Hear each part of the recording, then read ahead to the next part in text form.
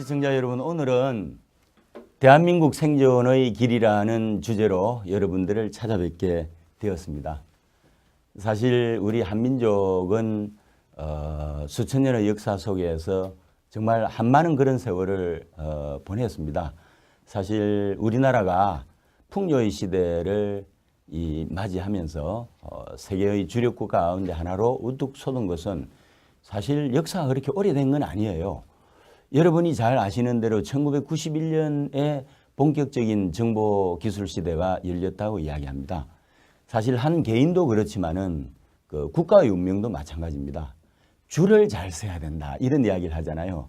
그래서 이 국가의 운명도 사실 시대적인 조류, 세계적인 그 흐름 속에 함께하지 못할 때 사실 철저하게 맹화가 되는 그런 역사를 가지고 있습니다. 우리나라가 이제 1991년에 본격적으로 도래된 정보기술 시대에 편성해서 풍요의 시대를 맞이한 지 거의 지금 30년 가까이 됐네요. 그렇죠? 그런데 제가 조금 역사를 거슬러 올라가면서 이전 시대에 우리나라가 세계의 이 흐름이라고 할까요? 이런 흐름에 편성을 하지 못해서 한많은 역사를 썼던 그런 이야기를 좀 하려고 합니다. 사실 이제 요즘 뭐 제4차 산업혁명 시대라는 이야기를 많이 합니다. 그렇죠. 그래서 이제 산업혁명이라고 하면은 되게 이제 1784년 제임스 와트로 대표되는 전기기관, 이걸 1차 산업혁명이라고 그러고요. 2차 산업혁명을 이제 이 제임스 에디슨에 의한 전기가 발명이 됨으로 해서 대량 생산 체계로 이제 들어간 이제 그런 구조. 3차 산업혁명이라고 하면은 이제 그 컴퓨터가 이제 뭐 사실은 이 대중화되기까지는 시간이 좀 걸렸지만은 최초로 이제 선을 보였던 시기가 1969년이고요. 그래서 컴퓨터 인터넷이 기반이 되는 시대의 도래, 1969년 이후를 제3차 산업혁명이라고 그러고, 2011년 인공지능, 3월 인터넷, 로봇으로 대표되는 제4차 산업혁명 시대를 이야기를 합니다. 자, 여러분, 우리 역사에서는 1866년이 상당히 중요한데요. 이 1866년은 사실 2차 산업혁명이 갓 시작되던 그런 시기였습니다. 사실 이 1784년 제임스 와트로 대표되는 이 전기기관의 발명으로 인해서 산업혁명이 시작이 됐다고 하지만은 초기에는 영국이 단독으로 주도하는 경제혁명 시대였고요. 유럽이나 미국 등 다수 국가들이 이 대열에 본격적으로 참여를 한 것은 2차 산업혁명 시기라고 볼 수 있습니다. 그것이 이제 1870년 이후인데요. 그래서 이제 산업혁명을 경제혁명으로 도래를 시켰던 영국을 논외로 하고 다수의 국가들을 가지고 한번 제가 접근을 해보겠습니다. 여러분, 지금 서방 G7이라는 개념을 아시죠? 그러니까 전후 서방 경제를 지배해왔던 서방 선진 7개국을 이야기하는데요. 미국이 있죠. 그 다음에 영국, 프랑스, 독일, 이탈리아, 일본, 캐나다, 뭐 이렇습니다. 그런데 재미있는 것은 서방 G7이라고 하는 7개 국가들이 있잖아요. 유럽으로 치면은 독일, 영국, 프랑스, 이탈리아, 그 다음에 북미 지역의 미국과 캐나다, 아시아의 일본. 이 7개 국가의 공통점을 한번 찾아보면요.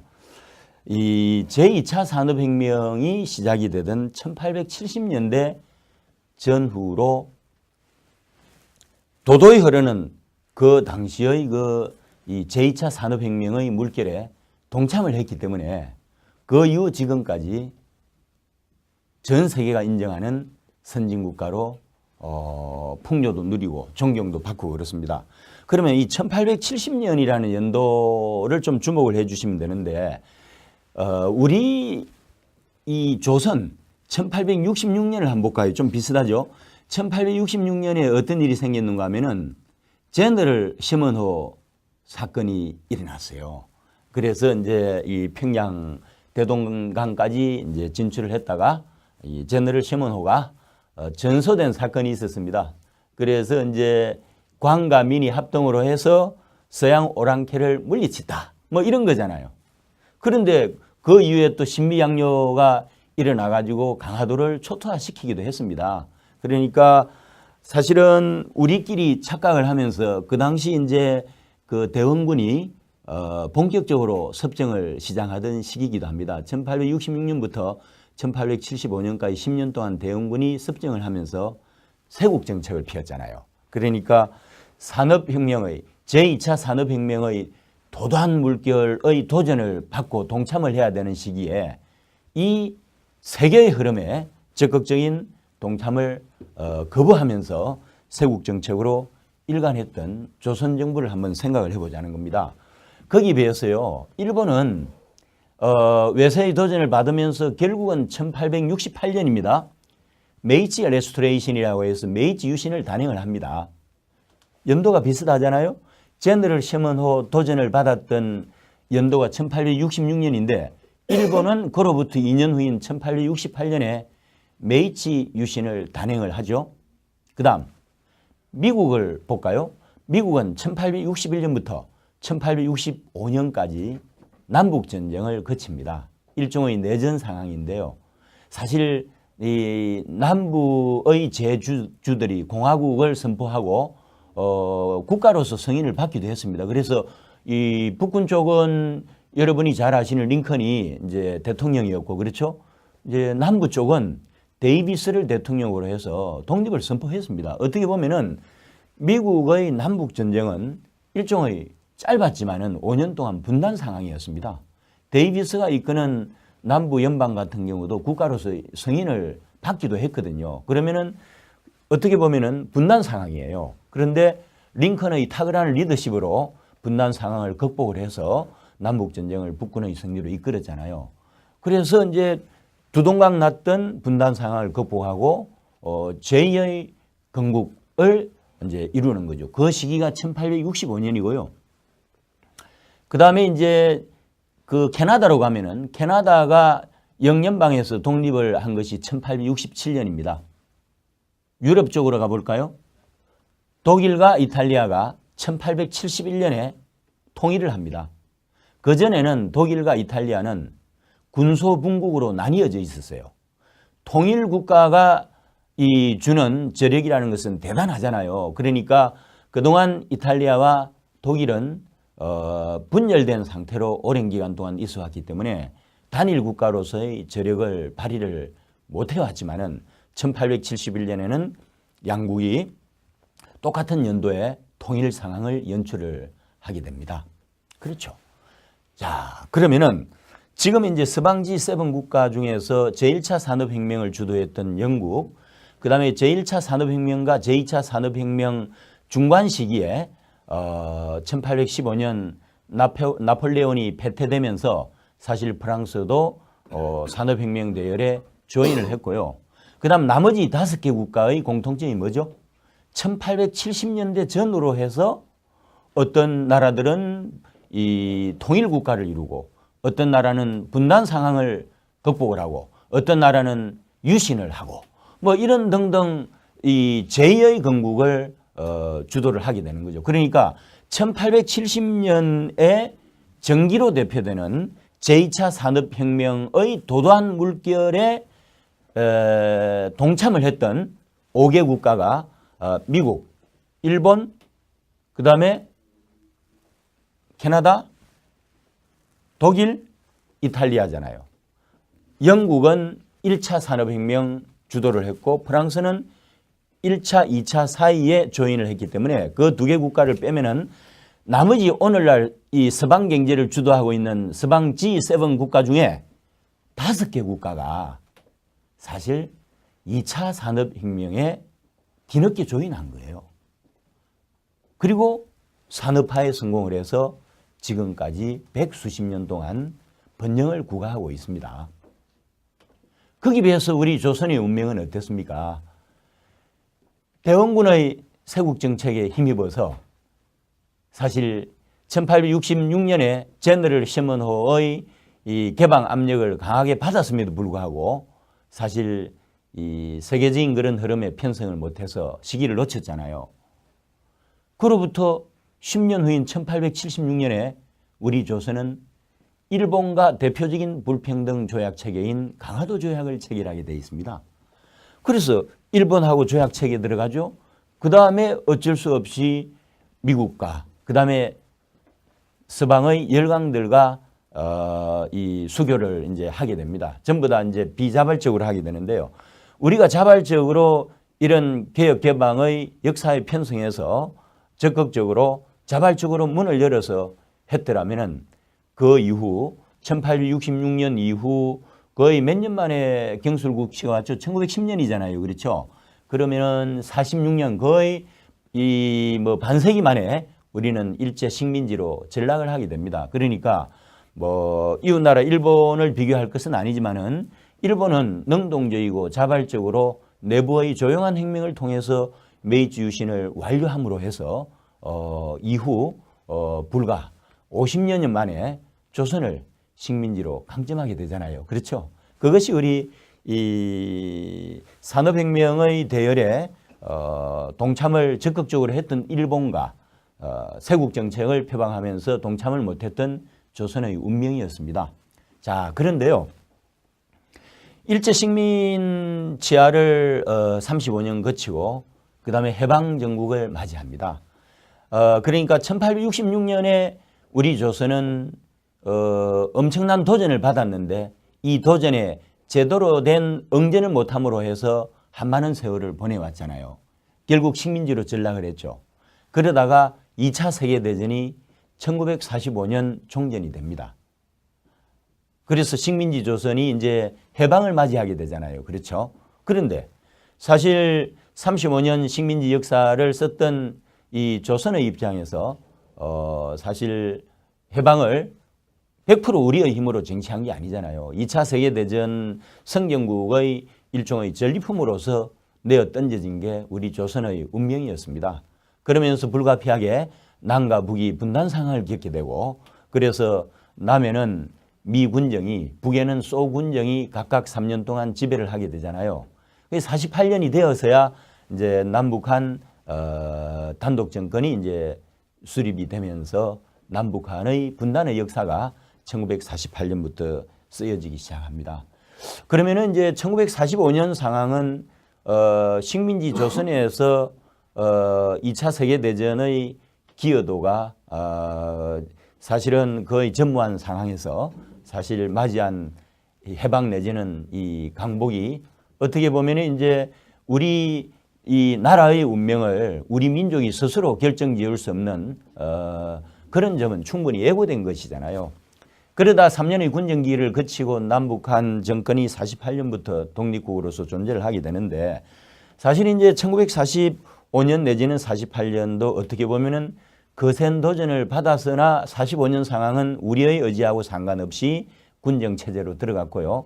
48년은 남북한이 분단된 상태로 사실은 이 2차 세계대전 이후에 구식민지에서 독립한 신생 미개국가에 불과했기 때문에 사실 능동적으로 적극적으로 뭐를 해가지고 국가를 부강하게 단기적으로 만들기는 상당히 어려웠을 거라고요.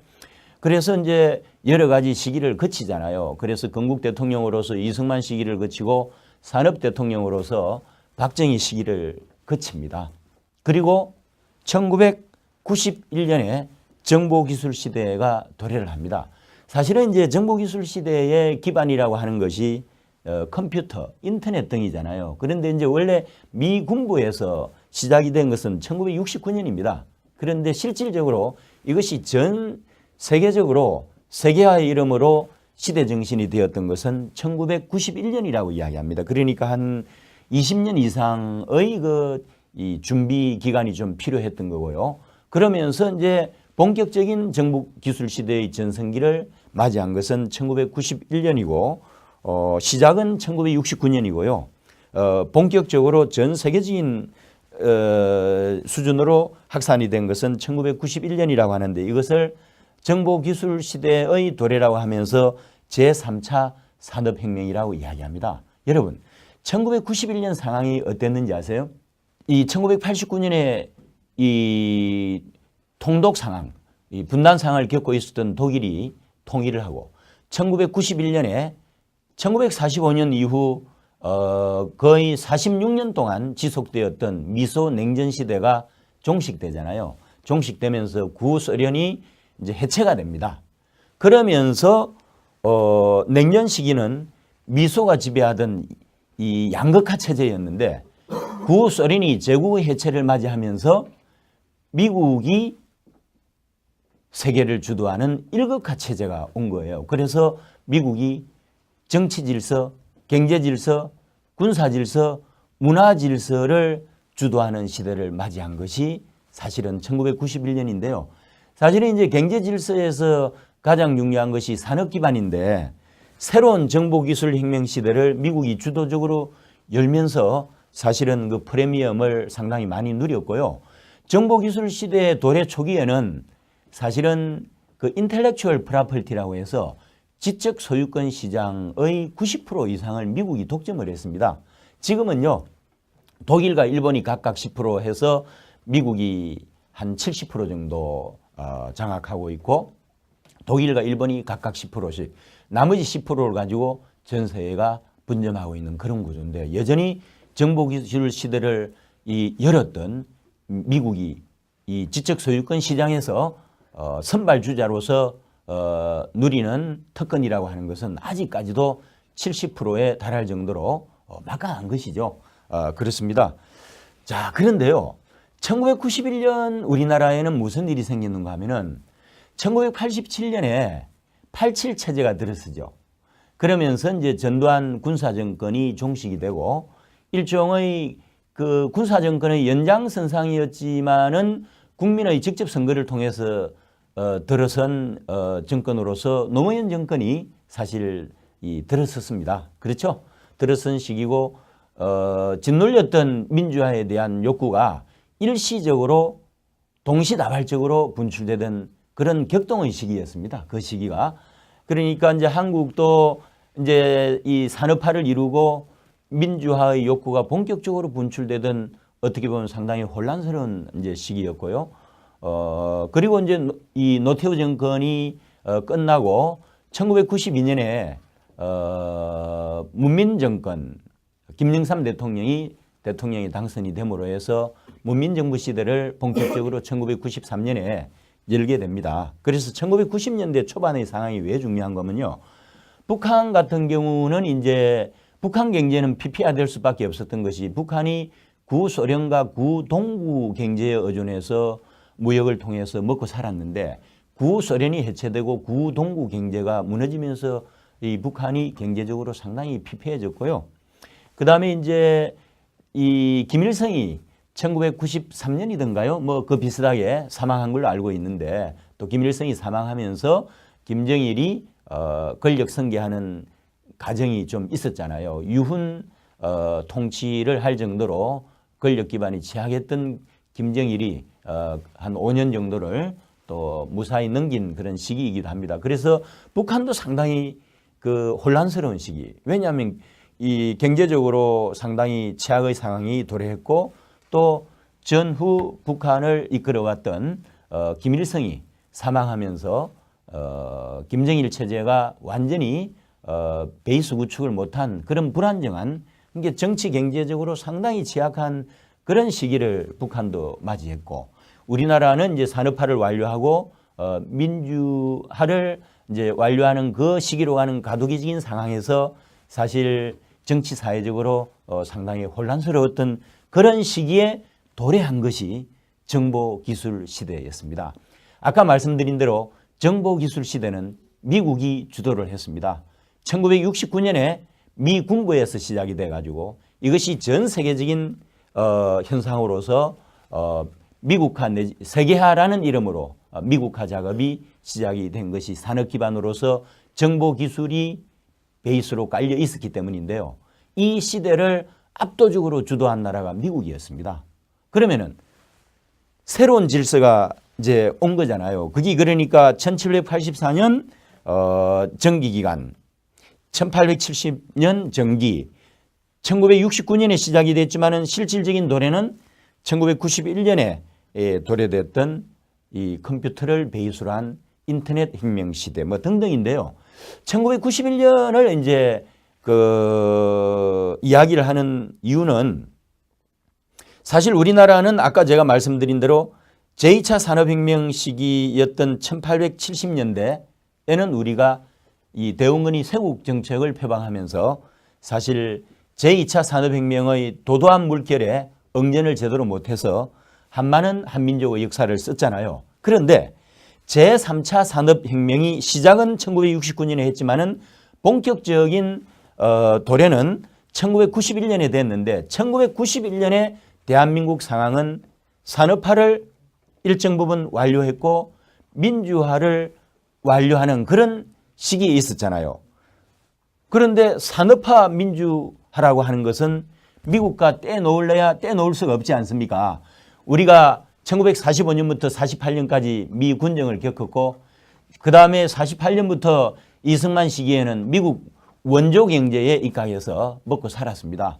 그리고 박정희가 경제개발 5개년 계획을 연차적으로 실행을 잘해가지고 산업화를 완료하는 주인공 역할을 하게 되잖아요. 그러니까 나름대로 미국이 주도하는 미국 중심의 세계 질서 속에 우리가 편성해서 해방 이후는 온 것입니다.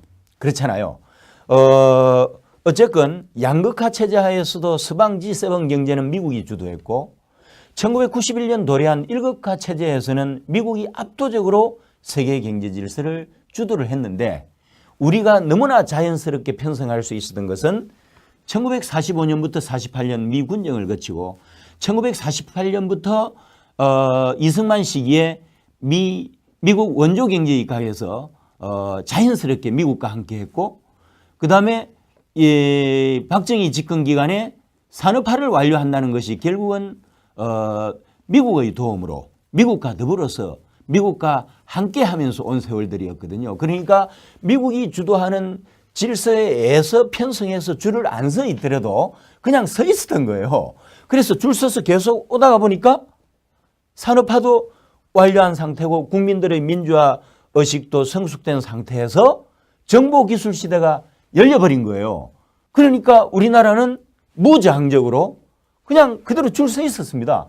줄 서 있었는데 미국이 주도하는 새로운 기술혁명의 시대에 줄 수 있는 상태만으로 해서 우리가 30년 동안 풍요의 시대를 맞이한 거예요. 소위 말해서 IT라고 그러잖아요. 정보기술 시대에 우리 대한민국이 IT 강국이 됐잖아요. 그것이 산업화를 완료하는 과정에서 기존 제조업 영역들이 있잖아요. 그러니까 예를 들면 전자, 그렇죠? 그 다음에 자동차, 조선, 석유화학, 철강과 같은 전통적인 제조업 제영역에 걸쳐서 산업화를 완료하는 과정에서 경쟁력을 구축을 했던 거예요. 그런데 정보기술혁명이라는 것은 이런 기반을 가지고 아업을 시키는 작업이었는데 다행히 우리나라는 그냥 산업화 과정에서 준비를 착실히 해왔던 거고 그래서 아업을 시키는 것도 결국 미국이 주도하는 질서에 적극적으로 동참을 해서 IT 혁명 시대에 우리도 주력 국가 가운데 하나로 적극적으로 동참을 해서 오늘날 우리가 이런 풍요를 누리게 된 것입니다. 지금 제가 강조하고자 하는 것은요. 제2차 산업혁명 시기였던 1870년대 전으로 해서 우리 조선 정부는 능동적으로 대처를 잘못해가지고 응전을 잘못해서 한많은 세월을 보내왔고 그로부터 세월이 많이 흘려가지고 제3차 산업혁명이라고 할 수 있는 정보기술혁명 시대가 본격적으로 대중화된 1991년에 우리 대한민국은 자연스럽게 능동적으로 적극적으로 줄을 너무나 잘 쓴 거예요. 그래서 그 결과로 IT 강국 시대를 열면서 지난 30년 동안 정말 우리 수천 년 역사에서 처음으로 딱 30년 동안만 지금 풍요의 시대를 맞이한 것입니다. 우리 한민족의 역사에서 이처럼 풍요롭게 살았던 역사가 없었습니다. 우리가 어떻게 쓴 역사입니까? 여러분, 지금은 제4차 산업혁명 시대가 도래하고 있습니다. 우리가 2차 산업혁명 시대에 동참을 못해서 한많은 100년을 보냈고 제3차 산업혁명 시기라고 할 수 있는 정보기술혁명 시대에 적극적으로 동참을 해서 탑10 강소국으로서의 지위를 획득을 했습니다. 정말 힘들게 이룬 결과예요. 말씀드린 대로 제4차 산업혁명이 도래하고 있습니다. 시작은요 2011년입니다. 2011년에 서방 선진국가들은 제4차 산업혁명 시대를 예고했습니다. 그리고 이것이 전 세계적인 현상으로 스프레드가 되려면 20년 정도의 기간이 필요해요. 마치 1969년에 시작된 컴퓨터가 1991년에 정보기술 시대를 여는 베이스가 됐잖아요. 20년 이상이 지났잖아요. 그러면 2011년이 말하자면 제4차 산업혁명이 낮은 단계에서 시작된 단계라고 한다면 이것이 전 세계적으로 스프레드가 돼서 정착이 되는 시기는 전성기가 되는 시기는 20년이 지나야 됩니다. 다시 말씀드리면 2030년대부터가 본격적으로 시작이 될 거라고요. 그러면 제4차 산업혁명 시대가 우리가 피부로 느낄 수 있는 시기는 우리가 정보기술 시대를 피부로 느꼈던 시기가 1991년부터 시작이었잖아요. 마찬가지로 우리가 4차 산업혁명 시기를 말씀드린 대로 사물 인터넷이다, 로봇이다, 인공지능이다, 생명과학이다 등등으로 대표되는 4차 산업혁명 시대를 본격적으로 전 세계인들이 느끼게 되는 시기는 2030년대라고 생각을 합니다. 그 시대를 우리가 대비를 해야 됩니다. 얼마 안 남았잖아요. 기존에 여러분 미국과 독일과 영국과 일본과 심지어 중국까지도 제4차 산업혁명 시대에 대비를 해서 얼마나 많은 투자를 하고 있는지 아십니까? 저는 요즘 들어서 희망을 잃고 있습니다. 정말 불안해서 잠을 잘 수가 없어요. 우리나라가 2차 산업혁명 시기에 동참을 못해서 만국의 역사를 썼는데 3차 산업혁명 시대인 정보기술 시대에 동참을 잘해가지고 30년 동안 풍요 역사를 썼는데 어떻게 이런 풍요 역사인데 우리가 이 역사를 버릴 수가 있습니까? 개성을 해야죠. 4차 산업혁명 시대가 2011년에 선포가 됐고 2030년대 가면은 본격적으로 4차 산업혁명 시대가 피부로 느낄 정도로 도래를 할 텐데 20년 동안 준비를 해야 됩니다. 이미 금방 말씀드린 미국과 독일과 일본과 영국과 심지어 중국까지도 4차 산업혁명 시대에 맞춰서 국가적인 차원에서 장기적인 계획하에 엄청난 투자를 통해서 준비를 하고 있습니다. 대한민국이 준비하고 있다고 생각하십니까? 박정희 이후에 경제개발 5개년 계획으로 대표되는 어떤 비전 제시가 있었나요? 대한민국에? 없었잖아요. 지금까지 대한민국 정부가 그랬습니다. 그나마 대한민국 글로벌 기업들이 여기까지 온 거예요. 대한민국을 대표하는 자랑스러운 삼성이 있습니다. 삼성의 이재용 회장이 뇌물죄 적용을 받고 뇌물죄에 또 따라서 오는 4개 혐의까지 해서 5개 혐의로 해서 사실은 1심에서 징역 5년 선고를 받았습니다. 지금 2심 판결을 기다리고 있는 중이에요. 여러분, 물론 구시대 유산이죠. 그래서 어느 시기에 가서는 정경유착으로 대표되는 구시대 유산을 언젠가는 우리도 청산을 해야만 됐던 거죠. 지금까지 그래왔지만 지금부터는 아니야 해서 삼성 이재용을 구속을 시킬 수도 있다고 봅니다. 그러나 다른 한편으로 보세요. 삼성이 대한민국 경제에서 차지하는 비중이 얼마나 큰지 아십니까? 삼성 내지는 글로벌 기업들 같은 경우는 우리나라는 재벌이에요. 재벌 체제는요. 오너 1인이 의사결정 주체입니다. 그런데 그 오너가 구치소에서 수감이 되어 있다고 생각을 해보세요. 정보기술 시대는 사이클이 짧습니다. 여러분, 이전의 그 전기 내지는 자동차로 대표되던 그 2차 산업혁명 시대에는요, 산업의 사이클이 30년 갔습니다. 오래 갔어요. 그러나 정보기술 시대는 산업 사이클이 3년입니다. 그래서 시간이 없어요. 최고 경영자인 오너의 의사결정이 얼마나 중요한지 아십니까? 지금 4차 산업혁명 시대가 도래하고 있는데 여기에 능동적으로 대한민국의 재벌 기업들이 대처를 해야 되는데 이 재벌 기업들의 의사결정 구조가 독특해서 오너 1인이 결정을 하는데 이 오너가 구치소 생활을 하고 있습니다. 이것이 현실입니다. 뭐 영국이나 일본이나 뭐 독일이나 미국이나 원래 서방 선진국들은 제외하고서요. 중국만 놓고 보자고요. 중국은 지금 제가 말씀드린 4차 산업혁명 시대에 이 국가적인 재원을 얼마나 쏟아붓는지 아십니까? 지금요. 우리나라가 1997년과 2008년 IMF와 금융환란 시기에 조기 졸업을 할 수 있었던 이유가 뭔지 아세요? 중국이 시장으로서 기능을 했기 때문입니다. 중국이 거대 시장으로서 기능을 했기 때문에 한국이 IMF도 조기 극복을 했고 2008년 금융환란도 빨리 졸업할 수 있었습니다. 그때는 팔거리가 많았죠.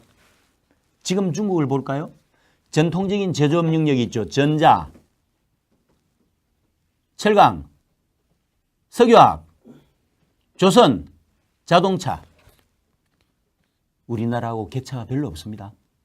우리나라가 그래도 몇 년 정도 격차를 가지고 있는 것이 영역이 바로 반도체 쪽이에요. 반도체 쪽입니다. 반도체도요. 5년 정도 있으면 따라옵니다. 자, 여러분. 경제가 이런 식으로 가고 있는데 미래 세대를 대비해서 중국보다 앞선 기술을 가져야 중국이 시장으로서의 기능을 하지 않겠습니까? 그런데 이미 전통적인 제조업 영역에서 중국이 한국을 따라잡고 있고 4차 산업혁명의 주요 분야에서도 중국은 이미 한국을 압도하고 있습니다. 4차 산업혁명 시대가 본격적으로 도래하는 2030년대에 대한민국이 중국에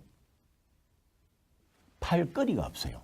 팔려고 하면은 4차 산업혁명 시대를 대비해서 지금부터라도 늦지 않았으니까 계획을 세워서 준비를 해야 됩니다. 그렇지 않으면은 우리의 자식 세대 2030년 미래가 안 보입니다, 여러분. 그래서 저는 문재인 정부의 개혁 정책이 일정 부분 구시대 유산으로서 사실은 청산해야 될 그런 부분도 있습니다.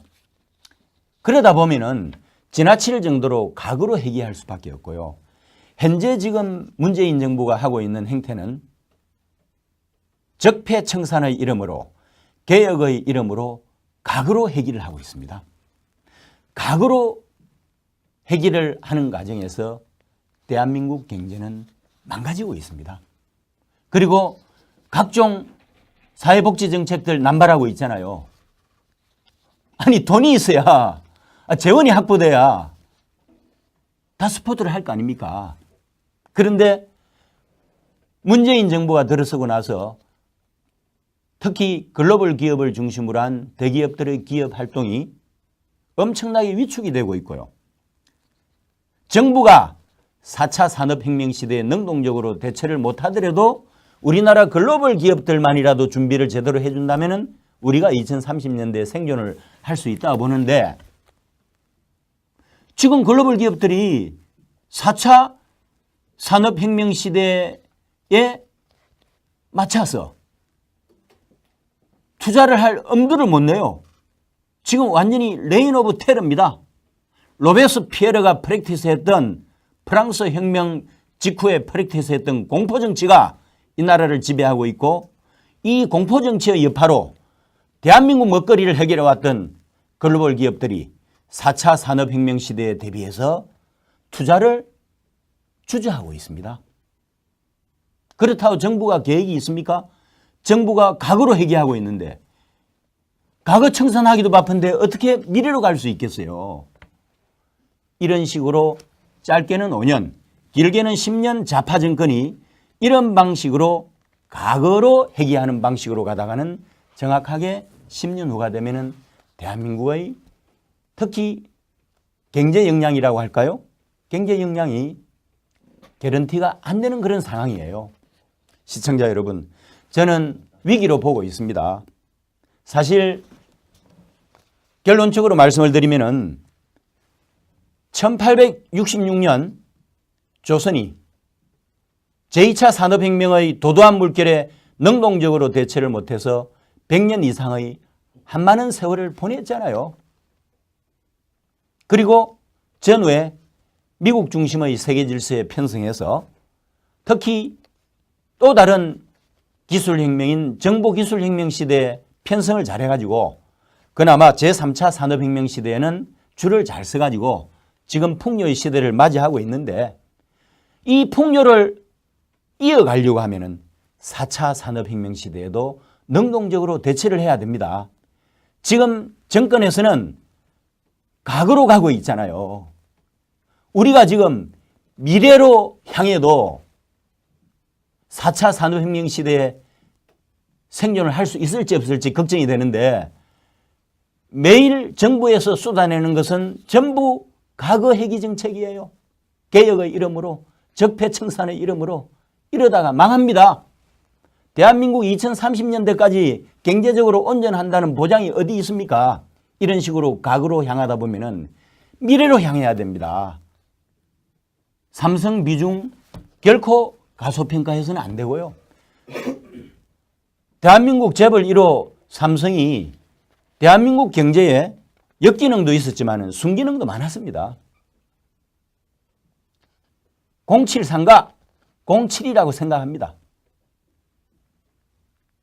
그래서 제가 기대하는 바는 2심에서 징역 3년에 집행유예 5년 정도로 해서 좀 풀어줬으면 좋겠어요. 삼성의 총수가 구치소 생활을 하고 있는데 의사결정이 되겠습니까? 제가 삼성 계열사의 법무팀장하는 우리 후배들을 쭉 한 만나봤어요. 손 놓고 있더라고요. CEO들이 손 놓고 있습니다. 항제 재벌 경영을 계속해 오다가 월급쟁이 CEO들이 의사결정을 할 수가 없어요. 4차 산업혁명 시대에 능동적으로 대처하는 의사결정을 할 수 있는 입장이 안 됩니다. 전문 경영인 제도 아직까지 멀었어요. 그래서 제가 바라는 바는 2심에서 징역 3년, 집행유예 5년 정도로 나오면 일단 석방이 되잖아요. 그렇게 해서 그럭저럭 구치소 생활 그러다 보면 1년 이상 하게 되는 거예요. 1년 옥살이 지키시면 됐죠. 그리고 본인도 충분히 느꼈을 거고, 그렇게 해서 다시 나오게 된다면 정말 대한민국 미래 먹거리 창출을 위해서 삼성이 또 4차 산업혁명 시대를 대비해서 삼성을 중심으로 해서 재벌 기업들이 다시 한 번 더 힘을 합쳐서 대한민국 경제를 튼튼하게 하고 미래 시대를 대비할 거라고 생각합니다. 마지막으로 제가 충격적인 사실 하나 말씀드릴게요. 베이징 현대가 있습니다. 매출이 반토막 났습니다. 아모레 매출이 반토막 났습니다. 현실이에요. 앞으로 우리가 중국을 능가하는 그런 특정 아이템을 복수로 엄청나게 개발을 해서 미래 시대에 대비를 하지 않으면은 중국에 우리가 팔 거리가 없습니다. 중국은 이미 미국을 향하고 있고요. 중국은 이미 일본을 향하고 있고, 중국은 이미 EU를 향하고 있습니다. 한국을 향하던 시기는 끝났습니다. 그러면은 중국이 한국을 향하게끔 만들고 중국이 시장으로서 기능을 할 수 있게끔 만들려면은 4차 산업혁명 시대 정말 조직적이고 치밀하게 준비를 해서 대비를 해야 됩니다. 여기에는 국가와 기업이 하나가 되어가지고 사실 미래 시대를 준비를 해야 되는 거죠. 그래서 제발 제가 문재인 정부에게 간곡하게 호소합니다. 미래로 가자고. 미래로 가도 우리가 미래 시대에 조금 떨어져 있어요. 아까 말씀드렸던 미국이나 중국이나 일본이나 독일이나 영국은 이미 선발주자예요. 이 5개국에 비해서 4차 산업혁명 시대 준비가 조금 미흡해요. 이미 많이 늦었습니다. 풀어주자고요. 미래로 가자고요. 감사합니다. 대한민국 국민으로서 정말 대한민국 미래가 안 보여서 잠 못 이루는 밤을 보내는 많은 저를 비롯한 많은 분들이 있을 거라고 생각을 합니다. 정말 어떻게 얻은 풍요고 어떻게 얻은 기반인데 이렇게 대한민국을 허물어뜨리고 망가뜨릴 수만은 없지 않습니까? 그래서 다시 한 번 더 간곡히 부탁드립니다. 문재인 정부에게 다시 한 번 더 간곡히 부탁드립니다. 미래로 가자고. 감사합니다.